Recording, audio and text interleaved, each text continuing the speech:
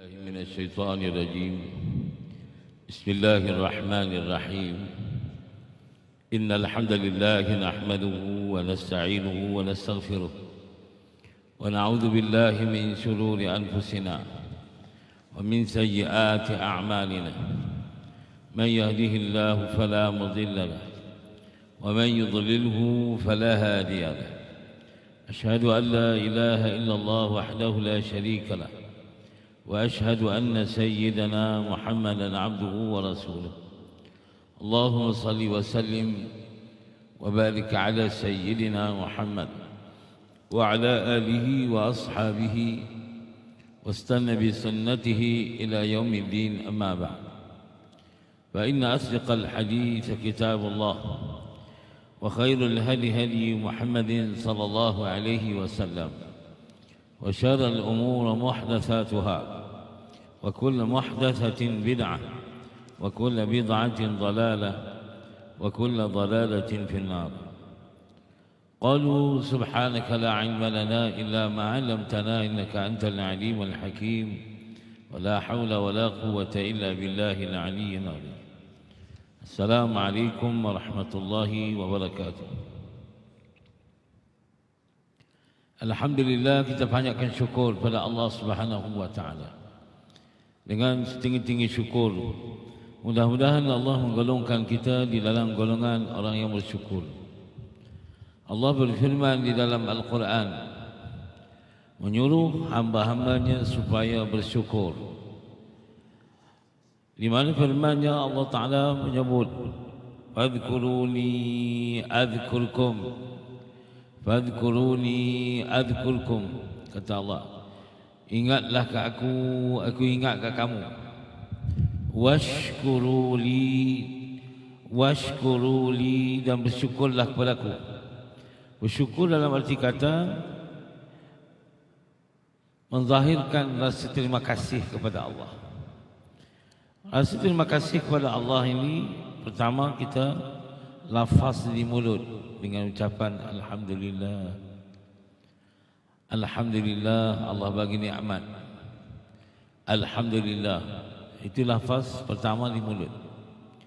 Yang kedua dengan perbuatan. Mensyukuri dengan apa cara? Perbuatan. Bahkan disuruh kita untuk mensyukuri nikmat Allah ini dengan banyak bersedekah, dengan melakukan perbuatan yang disuruh oleh Allah dan meninggalkan perkara yang dilarang oleh Allah. Itu syukur. Jadi pada malam ini saya diberi untuk kita mula mempelajari sedikit kupasan tentang kitab fiqh Munyatul Musalli, yakni yang bermaksud idaman orang yang salat. Kitab fiqah ini yang dikarang oleh Syekh Daud Abdullah Al-Fatani, Munyatul Musalli. Kalau di pondok-pondok sekolah agama, kitab ini ma'ruf, idaman bagi orang yang salat. Idaman orang yang salat. Kalau salat itu adalah perintah Allah. Perintah Allah supaya kita dapat menjaga salat. Kalau kita nak jadi orang yang berjaya, diukur dengan salat. Orang yang berjaya diukur dengan salat. Sebab Allah kata, qad aflahal mu'minun. Berjayalah orang-orang yang beriman. Alladzina hum fi salatihim khashi'un. Orang yang menjaga sembahyang mereka dalam keadaan khusyuk. Kejayaan yang diukur ialah sembahyang. Karena sembahyang ini melahirkan orang yang bertakwa. Ini ditanam di dalam, ini ditulis oleh Syekh Daud Fatani, ataupun dikenali sebagai Allahyarhamwan Muhammad Saghir Abdullah Muhammad Saghir. Belajar di Mekah lama sehingga alim dan dapat mengarang kitab yang dulu di zaman kitab yang tak ada lagi typewriter, tak ada lagi, tak ada komputer lagi. Jadi semua karangan-karangan yang dikarang oleh Syekh Daud Fatah ni hanya bertuliskan tangan, tulisan tangan.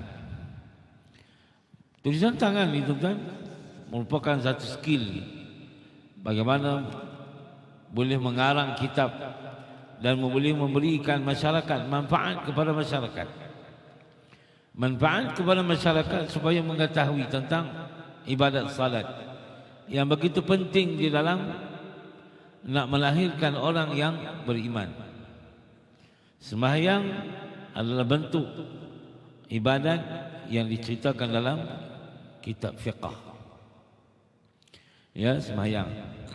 Sebab itu dalam kupasan dalam kitab-kitab fiqh, kitab fiqh ni ada 4 tuan. Ada 4 bahagian tapi tak diterang. 4 bahagian ini, pertama fiqh ibadat. Fiqh ibadat. Fiqh yang berbentuk ibadat seperti sembahyang, puasa, zakat, haji, kan? Itu fiqh ibadat. Yang kedua yang dipanggil sebagai fiqh munakahat. Fiqh tentang nikah kahwin. Itu tentang ya bagaimana untuk berkahwin, apa hukum perkahwinan, tentang talak, tentang rujuk, ya talak, rujuk. Lagi dipanggil sebagai, kalau kita pergi ke Jabatan Agama Islam Selangor tu, dia tulis itu NCR, nikah cerai rujuk. Tentunya nikah cerai rujuk ini termasuk dalam proses munakahat. Jadi sembahyang ini tiang agama. Ya, Allah satu hari tuan-tuan, hadis yang diriwayatkan oleh Umar bin Al-Khattab radhiyallahu anhu. Hadis Arba'in Nawawi hadis 40 menceritakan bagaimana ya Nabi didatangi oleh seorang lelaki yang tak dikenali. Ya, cerita dia, hadis ini panjang. Ya, panjang.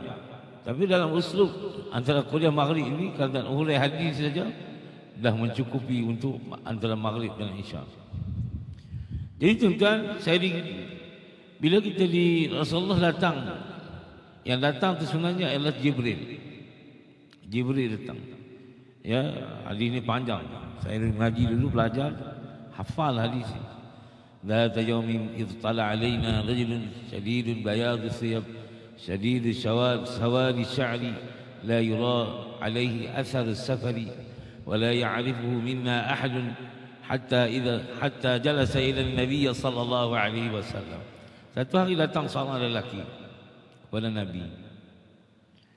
ذات يوم إذ طلع علينا رجل شديد بياض الثياب, yang bersangatan baju dia putih, wa sawadi sya'ri, yang rambutnya tersangat hitam, la yura alaihi athar as-safari, la yura, tidak kelihatan kepada dia ini orang yang baru musafir.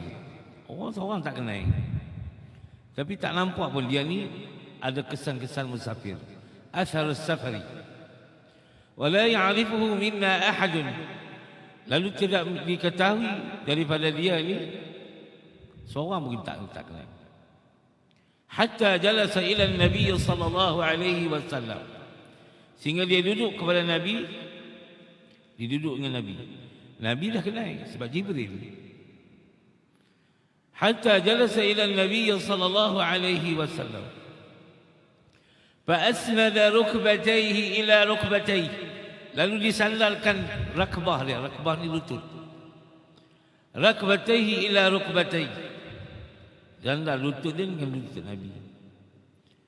Wa wada'a kaffayhi ala fakhidhayhi, lalu diletakkan tapak tangan ke atas paha Nabi, fakhidhayhi. Faqala ya Rasulullah, wa faqala akhbirni 'anil Islam. Tadi ini nak cerita tentang bagaimana Islam perlu dipelajari oleh manusia. Islam, ma huwa al-Islam? Lalu kata Nabi, qala anta asyhadu an la ilaha illallah wa anna Muhammadar Rasulullah. Kalau kamu nak jadi seorang Islam, mesti kamu bersyahadah, bersaksi bahawa tidak ada Tuhan yang disembah melainkan Allah dan Rasulullah itu Muhammadur Rasulullah, Muhammad itu Rasulullah. Wa tuqimus salah, mendirikan sembahyang. Wa tasumul Ramadan, berpuasa di bulan Ramadan. Wa tahajjal bait, kamu pergi haji. Man istata'a ilaihi sabil, bagi mereka yang mampu sampai. Lalu kata Jibril lagi, seorang lelaki itu kata apa? Dia kata, qala sadaqta. Lalu dia kata, betul. Dia tanya, dia yang membenarkan. Lalu orang heran. Faqala, lalu kata lelaki itu lagi, akhbirni 'anil iman. Cerita aku tentang iman pula. Sebenarnya hadis ini tuan-tuan, saya nak cerita tuan-tuan tentang satu adab. Adab menuntut ilmu. Adab menuntut ilmu ini tuan-tuan, dia kena duduk dekat-dekat. Duduk dekat-dekat. Ya, Jibril ajar, lutut Nabi, lutut Jibril sentuhan dengan sentuh Nabi. Itu adab belajar. Fa asnada rukbatayhi ila rukbatayhi. Lalu disandarkan lutut Nabi dengan lutut dia.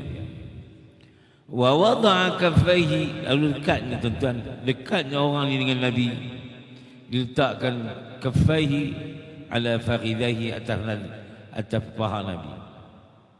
Di sudut mempelajari ilmu. Nak belajar kena datang berjumpa dengan guru.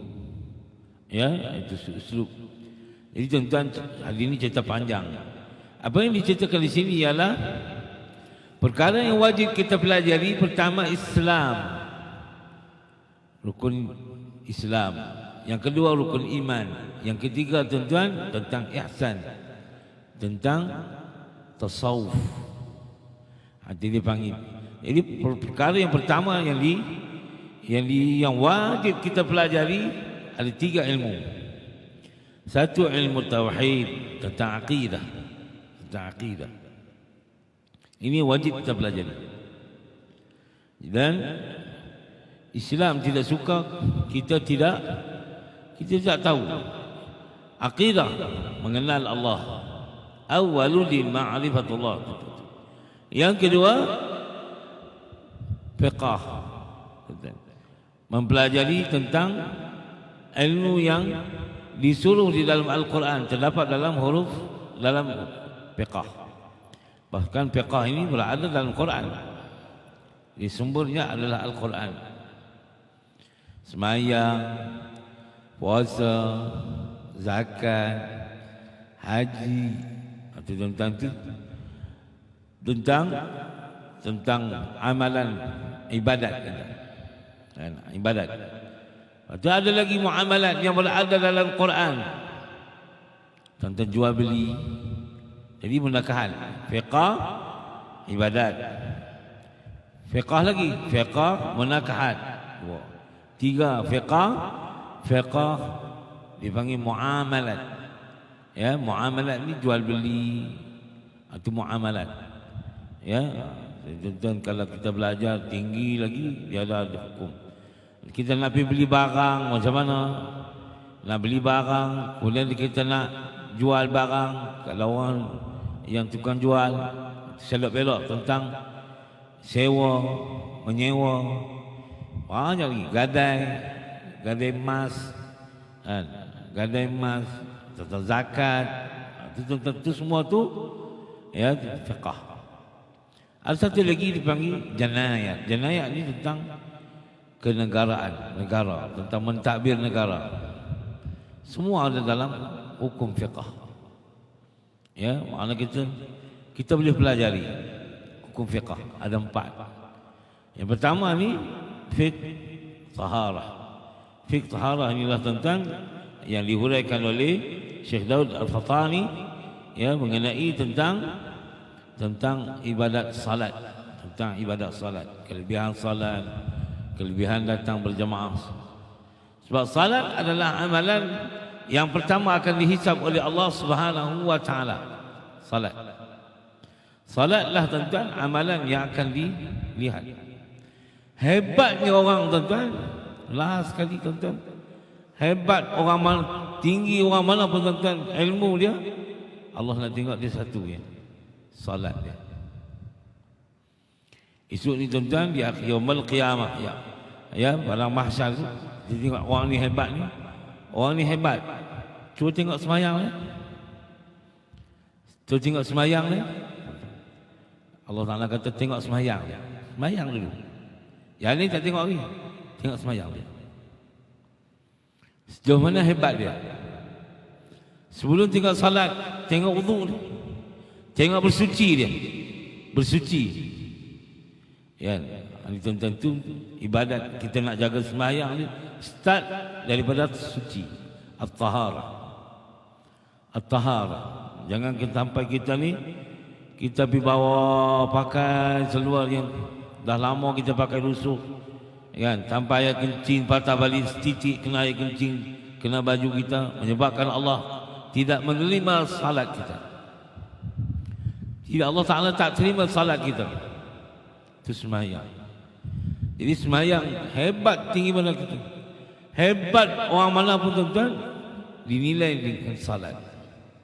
So tuan-tuan, kalau rezeki kita kurang, tengok salat dia. Cuba tengok pelik salat kita. Sembahyang khusyuk tak khusyuk. Penjagaan salat, ya, penjagaan asasnya salat. Kalau kita pergi haji, penjagaan untuk kita nak melaksanakan ibadah haji kena berpandukan kepada taharah. Ya, suci dulu. Kalau kita suci, okey. Ini semayang. Sebab tu tuan-tuan, kita tanya kepada anak-anak kita yang mahu mula-mula masuk, ya, yang masuk di awal semester dulu, di awal pengajian, sebelum nak masuk ke UiTM, di Temuduga dulu kita tanya, boleh semayang? Boleh. Boleh mandi hadas? Macam mana nak mandi hadas? Macam mana nak niat mandi hadas? Itu ditanya. Sebab apa ni tuan-tuan? Sebab itu perkara asas. Nak menjadi seorang Muslim yang mukallaf, bukan mu'allaf, mukallaf. Mukallaf ni yang diberati, yang diberati. Mu'allaf ni orang yang baru masuk Islam. Orang yang mukallaf, yang dah strong lah. Islam ya, dia mesti semayang. Perintah Allah, ya, Allah perintahkan semayang. Aqimus salat. Nak masuk syurga mesti semayang. Sebab apa? Sebab semayang dapat melahirkan orang yang bertakwa. Itu takwa. Semayang dapat melahirkan orang yang bertakwa. Puasa dapat melahirkan orang yang bertakwa. Haji dapat melahirkan orang yang bertakwa. Zakat dapat melahirkan orang yang bertakwa. Kenapa mesti takwa?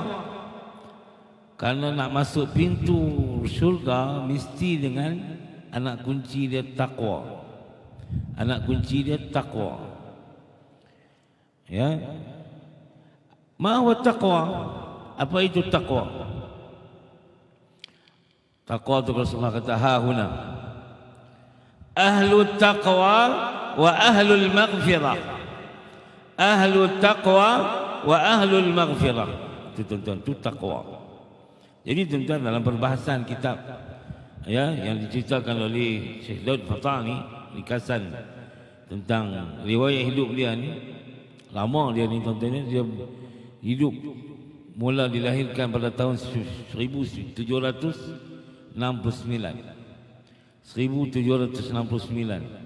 sampai 1847. Itu ya orang dulu punya tuan-tuan. Kita dah 2000 lebih lah. Ya. Jadi tuan-tuan, belajar dan akhirnya dapat mengarang kitab, balik mengajar lagi.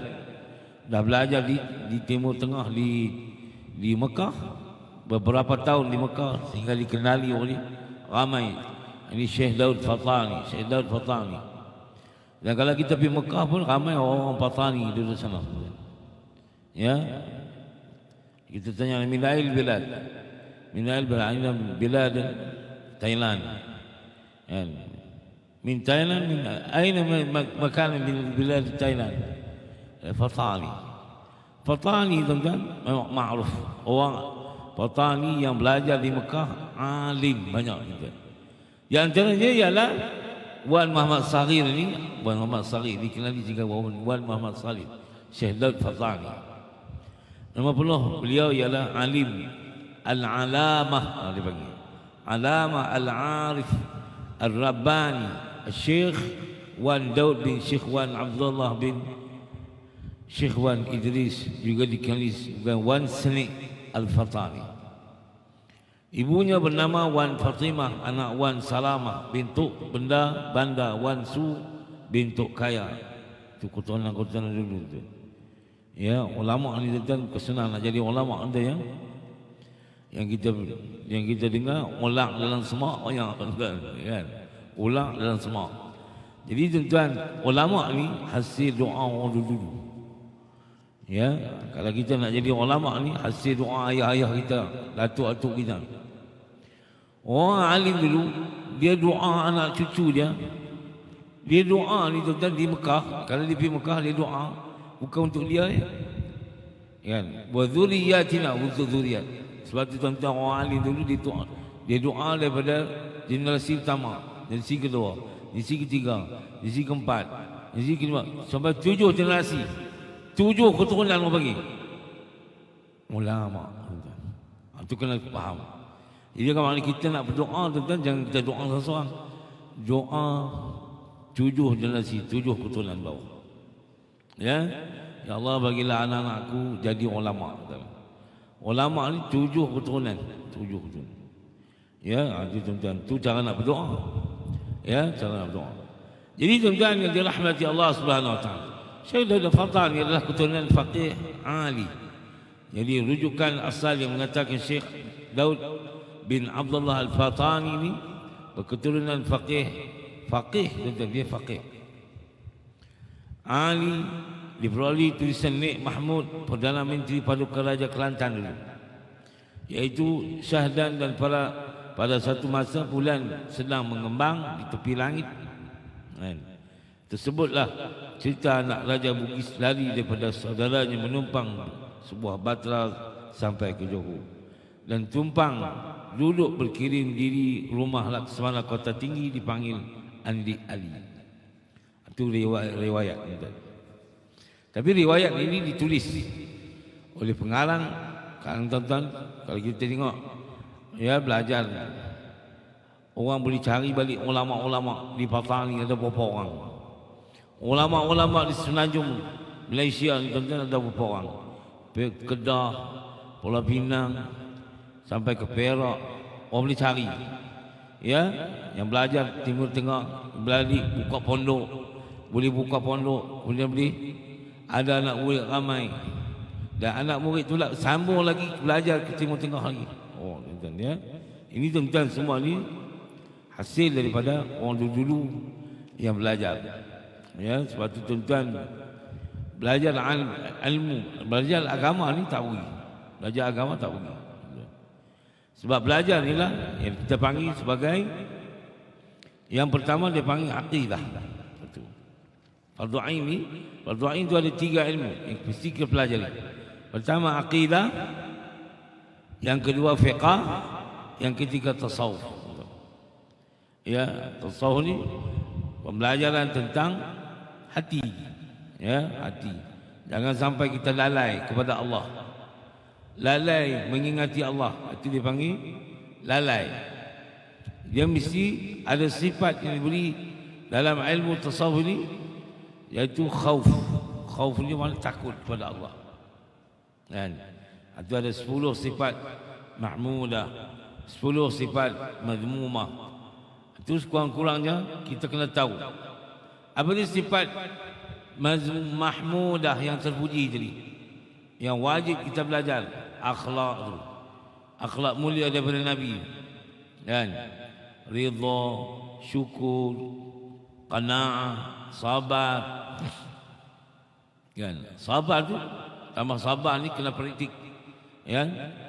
Kenalah kita ni beramal dengan sifat sabar ketika belajar, ketika susah, ketika kaya, sabarlah. Kaya pun dibagi juga. Orang kaya diuji dengan kesabaran.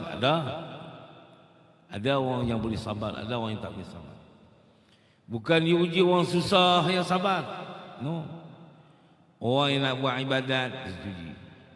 Orang kaya pergi Mekah, diuji pula sifat sabar di sana. Di Mekah. Sejauh mana orang boleh buat haji. Kadang-kadang kita pergi haji, lama ya kita ni orang senang, orang kaya. Tapi nak buat ibadat tu pula kena sabar. Kan? Nak semayang, bukan senang kita nak datang semayang sini. Kan? Kalau daripada kolej perindu nak kena jalan kaki. Kan?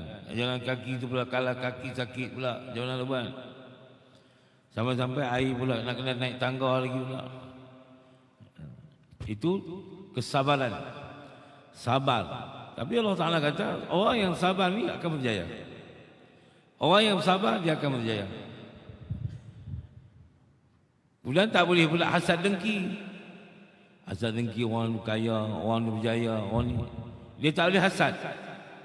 Ya, hasad dengki. Ini tuan-tuan tu bentuk-bentuk yang wajib kita pelajari. Jadi kata Syekh Daud Al-Fatani adalah keturunan faqih. Dia ni keturunan faqih.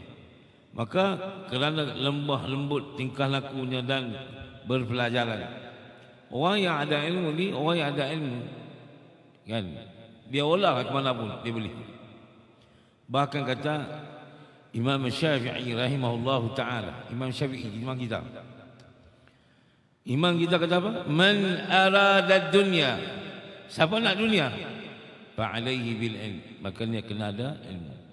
Wa man arada al-akhirah, siapa nak akhirat, fa'alaihi bil ilm, dia kena ada juga ilmu. Wa man aradahuma, kalau nak kena dua sekali, fa'alaihi bil ilm, maka dia kena ada juga ilmu. Jadi nak kerja apa pun tuan, kena ada ilmu. Mahwal ilm, ditanya pula, apa itu ilmu? Apa itu ilmu? Kan kalau kita mengaji balaghah, dia kata balaghah ni al-ilmu kan-nur. Kan, balaghah ni ilmu kita nak mengaji bahasa Arab, dia ada balaghah. Dia ada kalam di sebalik tu. Mengaji Quran ni dia ada makna di sebalik kalam. Satu baris ni ada makna di sebalik. Dia panggil i'jaz. Makna dia. Ma huwa al-ilm? Apa dia ilmu? Ilmu ni kan nur. Ilmu ni seperti cahaya. Betul tak? Betul tak ilmu ni seperti cahaya? Betul? Cuba kita tengok mata kita. Ada mata tapi tak ada cahaya. Seolah-olah dia berjalan dalam kegelapan. Jadi ilmu ni penting tak penting? Penting. Ada kereta, lampu ada, tapi tak buka lampu kereta. Tak buka lampu, apakah jadi dengan kereta tu? Kereta kita naik jadi berketur sana, berketur sini, langgar orang, kan?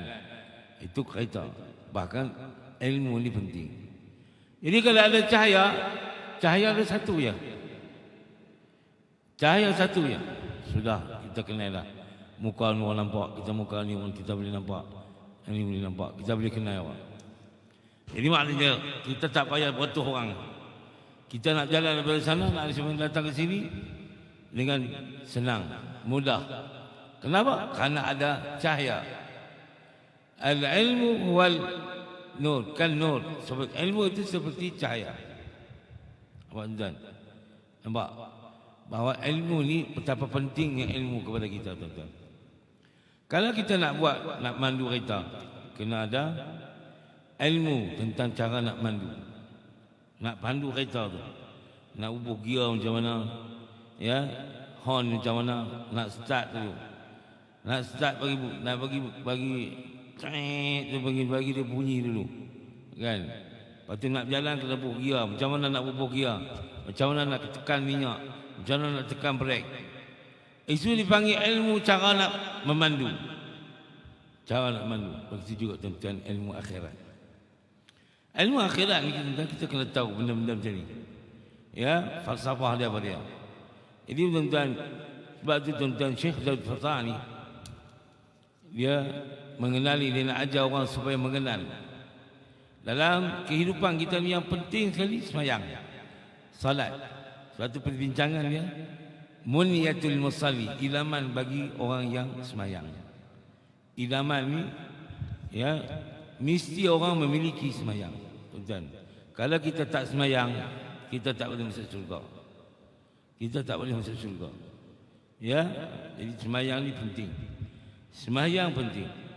Jadi ada yang berpendapat bahawa Syekh Daud Fatani menerima pelajaran asasnya di Fatani selama 5 tahun. Dia belajar di Fatani 5 tahun. Kemudian ke Aceh. Dia belajar di Aceh. Dengan Syekh Muhammad Zain bin Faqih Jalaluddin Al-Ashi selama 2 tahun. Syekh Muhammad Zain Al-Ashi adalah seorang ulama terkemuka di Kesultanan Aceh. Dulu ni zaman tu dah ada Aceh, dah ada lah. Sampai sekarang ni Aceh. Tapi ada tahun bila dia Aceh hancur. Aceh hancur jadi padang jarak, padang terkukur. Sebab apa? Tsunami. Betul kan? Tsunami. Ini tsunami. Jadi orang Aceh ketika tu yang dapat hidup satu ya bangunan yang dapat naik. Apa dia? Yang tertinggal. Masjid kan? Masjid di Aceh tertinggal. Masih satu masjid. Masjid itu tuan-tuan menjadi mercu tanda bahawa Islam, ya, Islam, Allah menyelamatkan Islam, tuan-tuan. Jadi tuan-tuan, daripada peristiwa tu, peristiwa tsunami itu kan yang berlaku itu ni di Thailand lah apa semua kita ni, satu hari tuan-tuan berlaku pula di, orang buat ramalan nak berlaku di Sabah. Berlaku di Sabah. Saya kebetulan isteri saya orang Sabah. Diisytiharlah satu Sabah tuan-tuan akan berlaku tsunami. Ya, jadi isteri saya ni orang Kudat. Siapa ada orang Sabah ni orang Kudat, ya. Kudat bersatu tuan-tuan, pukul 9 malam lepas sembahyang Isya tu tuan-tuan, habis Cina-Cina ni satu pekan tuan-tuan masuk dalam masjid. Masuk dalam masjid tuan-tuan. Dia masuk dalam masjid. Orang Islam pun tanya, kenapa Cina semua main masuk dalam masjid ni? Kan? Dia kata, you tak tahu kan? Malam ni diisytihar tsunami. Diisytihar tsunami satu Sabah. Kata orang, iyalah tsunami lebih kenapa main masuk dalam masjid kami, kan? Kenapa main masuk? Tiba-tiba main masuk semua bawa anak-anak semua, anak bini semua bawa ni. Dia kata, you tak tahu kan? You tengok di Aceh kan? Aceh satu masjid saja yang tinggal. Dia pegang tu satu masjid saja, masjid Baitul Rahman kan, Baitul Rahim gitu. Satu masjid saja sudah menyelamatkan orang ramai. Jadi kami pun masuk dalam masjid lah. Yalah masuk masjid lah tu, tengok tu buka aurat, nampak seluar pendek. Kebetulan tepi masjid tu ada satu tokong Cina. Tokong Cina tu dia tokong macam ni. Dia tokong dia pipi kembung, perut buncit, duduk macam tu. Tuan-tuan. Ya ini masjid kita orang Islam punya. You Cina kenapa tu tak pergi kat tokong? Kita tanya dia. Dia kata tu ketika tu tokong tak ada ong, dia kata tokong tak ada ong. Tokong tak ada ong. Nampak? Cina pun mengaku kata Islam ni boleh menyelamatkan. Masjid boleh menyelamatkan orang daripada tsunami. Jadi tuan, satu perkara yang perlu kita ambil peduli bahawa masjidlah, masjid namanya Baitullah. Baitullah, ya, rumah Allah. Jadi tak boleh sebarangan orang buat tahanan kepada masjid itu. Baik tuan, kita sambung cerita Syekh Daud Patani ini. Jadi tuan, Syekh Daud Patani ini telah mana dia sekian lama menuntut ilmu pengetahuan, maka beliau pulanglah ke Patani untuk menyebarkan ilmu pengetahuannya di negeri tumpah darah ini. Namun timbullah krisis peperangan antara Patani dengan Siam pada ketika itu. Lalu diriwayatkan bahawa beliau melibatkan diri dengan peperangan itu, terjun secara langsung di gelanggang jihad fi sabilillah. Ini Syekh Daud Patani. Apabila terjadi peperangan tersebut, akhirnya beliau kembali ke Mekah bersama-sama beberapa pelarian politik sampai di Mekah. Orang dulu di Mekah naik bondan, naik kapal laut. Jadi belakang, ya, dia berlabuh tuan-tuan, naik kapal laut sampai ke Mekah. Sebab tu orang nak pergi haji, dia kena belajar ilmu haji dalam kapal itu 3 bulan baru sampai Mekah, kan? Dia alim, ngaji haji pun alim dalam kapal. Inilah tuan-tuan, karangan dalam 2 bahasa itu, bahasa Melayu dan bahasa Arab di combine. Tapi kalau kita tengok bahasa Melayu Syekh Daud Patani ini, dia ini bahasa lama. Bahasa lama ni bahasa Nahu Arab. Adapun kemudian daripada itu, maka segala manusia, itu bahasa lama, ya. Tapi ada bahasa lagi, ada bahasa diolah dan ditahqiqkan lagi tuan-tuan dalam bahasa terkini, ya, sampai kita boleh buat kalangan yang boleh kita faham bahasa Melayu kita terkini, ya. Jadi tuan-tuan, dalam banyak karya yang mengupas masalah-masalah keilmuan ini, antara lain tulisan beliau Syekh Daud Patani ini, maka lazimkan olehmu hai saudaraku dengan menuntut ilmu. Maka dia pergi Makkah. Makkah tu semua dia ikut nahu, ya, ikut nahu. Maka sekalian manusia, wahai saudaraku dengan menuntut ilmu yang fardu ain, yang wajib atasmu, belajarkan dia pada syarak supaya engkau dapat sahkan i'tiqad. Jadi kalau kita dapat belajar ilmu akidah, kita dapat sahkan akidah kita, i'tiqad kita, ya, dan ibadat kamu supaya sejahtera daripada siksanya, dan supaya engkau akan dapat pahala keredaan dan kasihnya Allah. Jadi tuan-tuan yang dirahmati Allah, ya, ilmu, kelebihan ilmu yang diberikan, ya, yang dipelajari oleh Syekh Mahmud, Syekh Daud Patani ini, dia dapat menghasilkan beberapa karya kitabnya. Di antaranya kitab Al-Wafi. Saya selalu rujuk kitab Al-Wafi ini dalam masalah-masalah haji.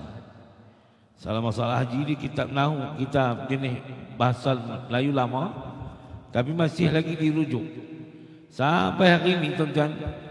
Kitab Haji Al-Wafi ini dirujuk oleh tabung haji, ya, mengenai mazhab Syafi'i, masih lagi dirujuk oleh pembimbing haji, tabung haji, peringkat tabung haji. Saya di antaranya, antara pembimbing tabung haji, tuan. Nak pergi haji, saya adalah pembimbing haji, dipanggil fakta, ya, fakta, boleh mengajar haji. Jadi tuan-tuan, sampai pembimbing seluruh Malaysia kaji tentang kitab yang dikarang oleh Syekh Daud Al-Patani ini, di antaranya Al-Wafi. Banyak lagi tuan-tuan karya-karya kitab dia, ya, yang masyhur. Jadi tuan-tuan, Syekh Daud Al-Patani ini wafat, dimakamkan di Taif. Orang kata di Taif, dia mati di Taif. Jadi kalau tuan-tuan pernah pergi umrah, mungkin pergi ke Taif, ya, Taif ni tempat sejuk. Tempat sejuk. Macam Genting Highland, New Zealand, apa tu apa? Genting Highland, tempat-tempat yang sejuk.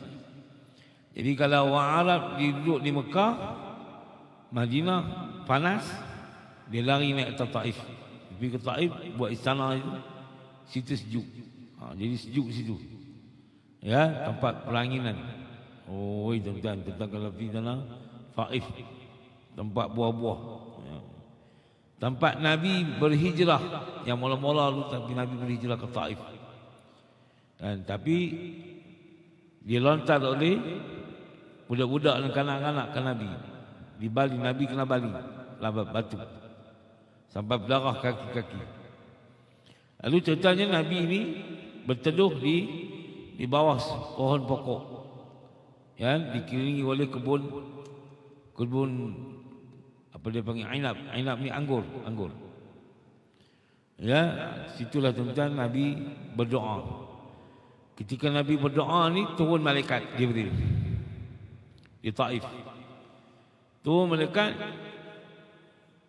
bagi tahu dekat Nabi, kalau kamu suruh aku angkat bukit Taif ni yang di sebelah ni untuk hempap ke penduduk Taif, maka aku akan lakukan. Lalu kata Jibril, kata Nabi kata tak mau ya, jangan. Nabi kata mungkin keturunan mereka yang belakang ni akan menjadi Islam. Memang benar Nabi, bila Nabi kata begitu, tuan-tuan, Nabi maafkan mereka yang baling tadi. Lalu Nabi balik pulang lagi ke Mekah. Kan? Daripada Mekah itulah Nabi dapat lagi keizinan daripada Allah untuk berhijrah ke Madinatul Munawwarah. Itu cerita tentang awal-awal hijrah, tuan-tuan, ya. Syahidul Al-Fatani ini dimakamkan di Taif. Ada yang kata kuburnya berdampingan dengan kubur Sayyidina Abdullah bin Abbas. Jadi tentang kalau tuan-tuan pergi ke Taif, di sana ada satu masjid, nama dia Masjid Abdullah bin Abbas radhiyallahu anhuma. Abdullah bin Abbas ni, tuan-tuan, adalah sepupu Nabi. Ketika Nabi, tuan-tuan, Nabi Abbas ni dapat anak, nama dia Abdullah. Dia pergi jumpa Nabi, Nabi pun pegang pusat Abdullah, lalu Nabi doa, Allahumma faqihhu fid-din wa 'allimhu ta'wilul Quran. Ya, Nabi Abdullah ni didoa oleh Nabi supaya jadi faqih dan boleh mentafsirkan Al-Quran, ta'wilul Quran. Jadi banyak dalam, kalau kita mengaji dalam tafsir kan, pendapat sahabat Nabi yang diambil ialah di antaranya Abdullah bin Abbas. Abdullah bin Abbas ini, tuan-tuan, bukan diambil kitab tafsir dia, dalam kitab fiqh pun dibubuk. Jadi tuan-tuan, bagaimana ya Abdullah bin Abbas ini, tuan-tuan, jadi Syekh Daud Al-Fatani ini dikuburkan di sisi tepi kubur Abdullah bin Abbas, sahabat Nabi.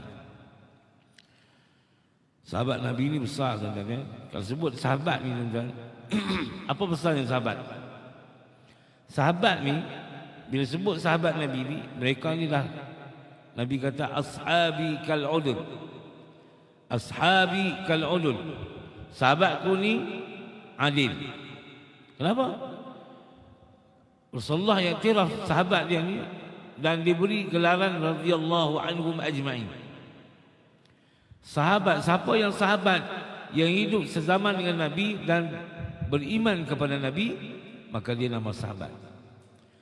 Ketika itu, tuan-tuan, sahabat, semua sahabat yang ada ni, tuan-tuan, diberi gelaran radhiyallahu anhum ajma'in. Hidup mereka diterima oleh Allah, diridai oleh Allah, dunia dan akhirat. Itu hebat ni dunia, tuan-tuan, radhiyallahu anhum ajma'in. Jadi hidup mereka dah tergolong dalam orang yang diridai oleh Allah. Nampak, tuan? Jadi Rasulullah dah rida kehidupan ni, Allah dah rida. Macam kita ni nak dapat rida, nak dapat rida Allah, macam mana nak dapat? Nabi kata ridallahu fi rida'il walidain. Kalau kamu nak dapat redha Allah, mesti dapat redha kedua ibu bapa. Kalau ibu dan ayah kita redha kat kita, boleh masuk syurga. Boleh masuk syurga. Ridha Allah fi ridha'il walidain. Isteri kalau perempuan nak dapat masuk syurga, dia mesti redha suami. Jadi syurga dia kepada suami. Itu itu dipanggil ridha. Ridha Allah. Ridha Allah.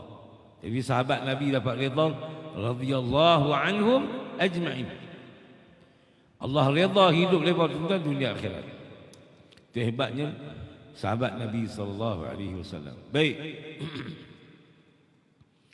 Menurut cerita ibu penulis Hajjah Wan Zainab binti Syekh Ahmad Al-Fatani ini, ibu kepada Syekh Daud Al-Fatani, beliau mendengar daripada ibunya Hajjah Wan Siti Saudah binti Abdullah bahawa jenazah beliau telah dipindahkan oleh Syekh Nikmat Kecil Al-Fatani ke Mekah, lalu ditanam di bawah pohon bidara di rumahnya. Hal ini disebabkan pada zaman itu pihak Wahabi, pihak Wahabi akan membongkar semua kubur yang dikeramatkan, termasuk kubur Syekh Daud Al-Fatani.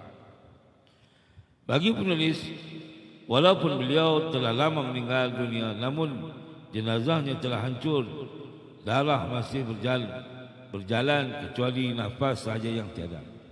Jadi tuan-tuan, orang yang alim ni tuan-tuan, jenazah lepas ni tak hancur tuan-tuan. Ya, orang-orang yang alim, kalau kita tanam, badan lepas ni tak hancur. Sebab apa tak hancur? Allah pelihara. Itulah tuan-tuan kekuasaan Allah. Jadi mayat dia tak hancur. Tapi kalau jenazah biasa ni, orang biasa mati 8 bulan ni. Jadi tuan-tuan dia buka, dia ditutup liang lahat di Mekah ni. Ini 8 bulan. 8 bulan baru dia buka, dia tolak tepi tulang. Lepas tu masuk bola mayat lain. Masuk. Itu liang lahat di Mekah. Jadi tuan-tuan yang dirahmati Allah, Syekh Daud Fatani ini adalah orang yang alim. Dan dia mengarang di antaranya kitab tuan-tuan yang dikarang oleh kitab tadi Al-Wafi, banyak lagi tuan-tuan kitab karya, ya, karya mukaddimah, karya Baghyatul Tulab, dia panggil Baghyatul Tulab. Beliau menulis artinya, dan adapun kemudian daripada itu, maka bahawasanya beberapa nafas yang celik-celik yang menuntut lagi beberapa martabat yang tinggi, ya, sentiasa perangannya di dalam menghasilkan beberapa ilmu syarak. Banyak tuan-tuan ilmu dia ni dia karang. Jadi antaranya yang duduk dalam tangan saya ni ialah Munyatul Musalli, idaman kepada orang yang salat. Apa perbincangan ni tuan-tuan? Perbincangan ni setiap kitab fiqah. Kitab fiqah ni dia banyak menekankan, ya, yang pertamanya tuan-tuan tentang fadilat semayang, cara semayang, rupa semayang, rupa orang semayang. Ya. Jadi wukuf, takbir, sana, pujian, tilawah, tabadzulan, menghinakan diri. Itu dia panggil cerita dalam buku ni. Kemudian ditekankan sini ialah tentang syarat sah semayang. Syarat sah semayang. Tapi kalau kita kitab fiqh lain yang saya selalu mengajar tentang fiqh manhaji ini ala madhhab Imam Syafi'i juga. Kalau kita tengok di sana dia banyak menekankan taharah. Jadi nak bermula fiqh ni, nak semayang bermula daripada taharah. Taharah ini bermula daripada taharah tu kita nak kena najis, kita kena air mutlaq, air musta'man, air mutanajis, kan? Itu air, air ni. Jadi air mutlaq ni ada air mutlaq ada berapa? Air mutanajis macam mana? Kan? Lepas tu masuk bak najis. Jadi tuan-tuan nak masuk ke semayang ni bermula daripada tempat wuduk dulu. Tempat wudu, cara nak ambil wudu, cara nak mandi. Pertama sekali nak mandi. Mandi apa? Mandi hadas. Jadi bersuci daripada hadas. Dua. Hadas tu pula ada dua. Ada kecil hadas, ada besar. Bersuci dah ada dua. Bersuci daripada hadas, bersuci daripada najis. Itu dia panggil termasuk dalam syarat-syarat sah sembahyang. Syurutu min sihhatis salah. Kan? Syarat-syarat sah sembahyang. Jadi tuan-tuan yang dirahmati Allah Subhanahu wa taala. Apabila kita berbincang mengenai syarat-syarat sah sembahyang ini, kan? Pertama sekali yang dibahas ialah suci. Suci apa? Suci daripada hadas. Hadas ada dua. Ada kecil, ada besar. Macam mana nak hilang ada kecil? Macam mana nak hilang ada besar? Ya, kalau kita mengaji dalam kitab fiqah yang lain, cara nak menyuci hadas ni, kita terlebih dahulu menyuci hadas besar. Hadas besar ni kena mandi. Kena mandi. Kan? Dalam kita mandi, bila dah kita hilang hadas besar, dengan sendirinya hadas kecil hilang. Hadas kecil bila hilang. Itu mandi, ya. Mandi niat. Saja aku angkat mandi hadas besar kerana Allah Taala. Itu cara nak menghilangkan hadas besar. Banyak lagi perbahasan dalam kitab fiqah mengenai bukan itu saja taharah, bahkan nak menyucikan tadi kalau tak ada air, nak buat macam mana? Terpaksa pakai debu tanah ataupun habuk-habuk di tiang, di atas meja habuk-habuk. Ya, boleh buat tayamum. Mandi kan, tayamum boleh menggantikan mandi. Tayamum boleh menggantikan wudu. Boleh ganti wudu. Tuan-tuan. Ya, sampai begitu sekali tuan-tuan ya, perbahasan kepada tentang fiqah ini tuan-tuan. Cuma ya tuan-tuan, Syekh Daud Al-Fatani menekankan bahawa pertama mengetahui bagi masa waktu. Ditekan pertama syarat sah sembahyang ni mesti masuk waktu. Macam mana kita nak kenal masuk waktu? Semua tu kena belajar. Kan? Sekarang orang menggunakan jam. Orang tak guna dah matahari. Dulu orang guna matahari. Subuh, bilakah habis waktu subuh? Bilakah masuk waktu subuh? Inda tulu'il fajri. Ketika naik fajar. Fajar tu apa dia? Dalam Quran kata minal khaytil abyad. Khayt benang putih. Benang putih. Ada satu lagi khaytil aswad. Benang hitam. Itu dia panggil fajar kadhib. Ada fajar sadiq, ada fajar kadhib. Jangan kita nak kenal fajar tu pula. Banyak ilmu tuan. Bila naik darjah fajar sadiq, benang putih ni, maka masuknya waktu subuh. Bilakah habis waktu subuh? Inda tulu'il syams. Ketika naik matahari. Bilakah naik matahari? Naik matahari kita tanya, naik matahari bila? Bila nak naik matahari ni, di ufuk timur, naik matahari. Sebelum naik matahari itu dinaik lalu mega-mega merah di ufuk timur. Mega-mega merah di ufuk timur ni dia panggil syuruk ataupun sunat isyraq. Ini dalam bahasa dia. Sunat isyraq. Kita nampak mega-mega merah tu. Kat langit tu kan kita nampak merah-merah tu. Itu isyraq. Isyraq ni lebih kurang dalam 5-6 minit kan. Jadi orang nak sembahyang sunat isyraq ni sikit sangat masalah. Tapi masih lagi khilaf antara ulama kata isyraq ni sebahagian daripada duha. Dia isyraq ni duha tu isyraq. Dan sekarang ulama kata inda tulu'il syams, maknanya naik matahari segala atau duha.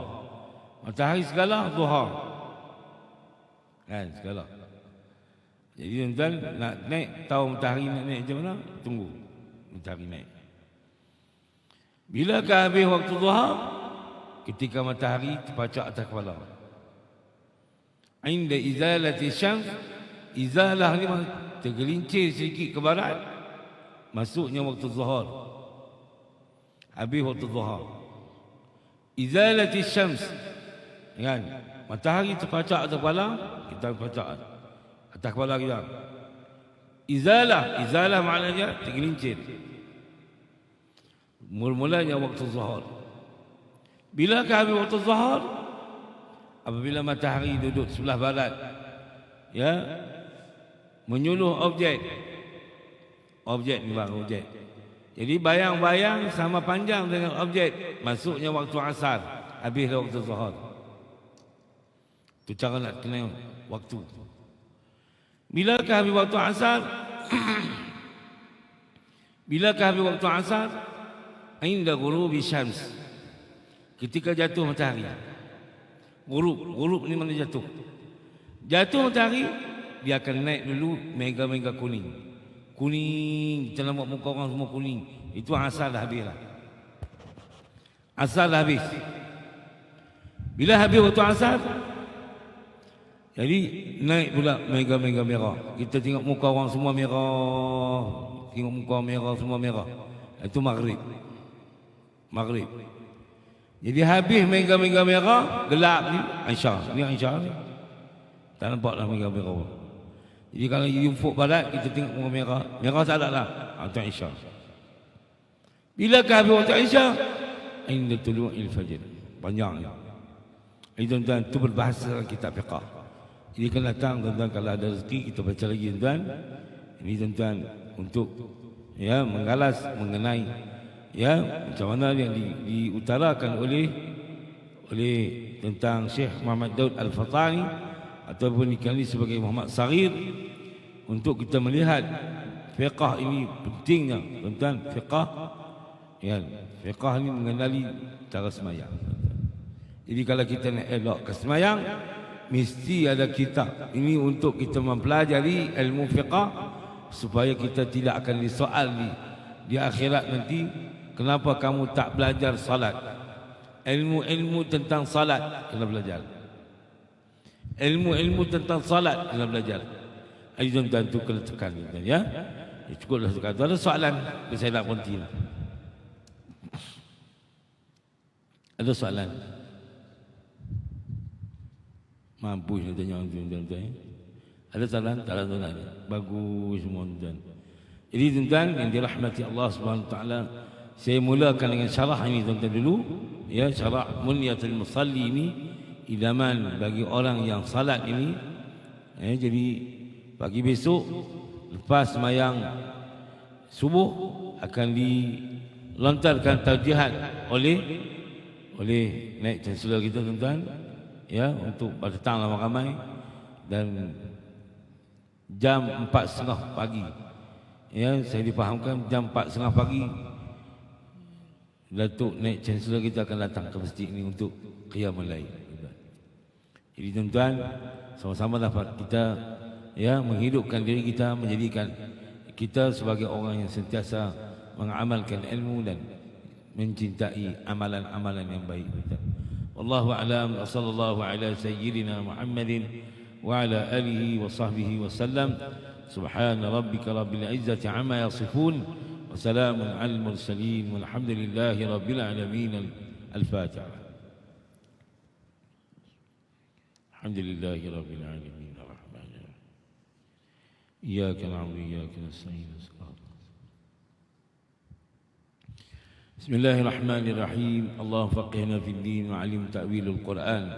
اللهم أرنا الحق حقا وارزقنا اتباعه وأرنا الباطل باطلا وارزقنا اجتنابه.